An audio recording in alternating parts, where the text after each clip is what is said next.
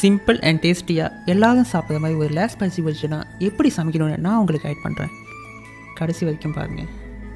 Minimum 20 நிமிஷத்துக்கு தயிர், உப்பு, மிளகாத்தூள், சீரகத்தூள் இல்லைனா கரம் மசாலா யூஸ் பண்ணலாம். அண்ட் சோள மாவு போட்டு மேரினேட் பண்ணி வைங்க. கஷ்டத்தை கொடுக்குறவங்கள மனசில் வச்சுட்டு நல்லா ஃப்ரை பண்ணுங்கள். மன்னிக்கிற மனசு நமக்கு தானேங்க இருக்குது. மன்னிச்சு பாதியிலே எடுத்துடுங்க. நீங்கள் முழுசாக ஃப்ரை பண்ணிங்கன்னா அந்த பட்டரோட டேஸ்ட்டை இதை அப்சர்வ் பண்ண ரொம்ப டைம் எடுக்குங்க. லைஃப்பில் முன்னேறதுக்கு கஷ்டங்கள் தேவைப்படுற மாதிரி ஸ்வீட்டஸை கண்ட்ரோல் பண்ணி பட்டர் டேஸ்ட்டை இம்ப்ரூவ் பண்ணுறதுக்கு மிளகா, பூ, கிராம்பு ஆட் பண்ணிக்கோங்க. சிக்கனோட டேஸ்ட்டு ஸ்ட்ராங்காக வச்சுக்க மெழுகு ரொம்ப ஹெல்ப் பண்ணும். சாப் பண்ணி போடுறத விட அரைச்சி வச்ச வெங்காயத்தை ஆட் பண்ணிக்கோங்க.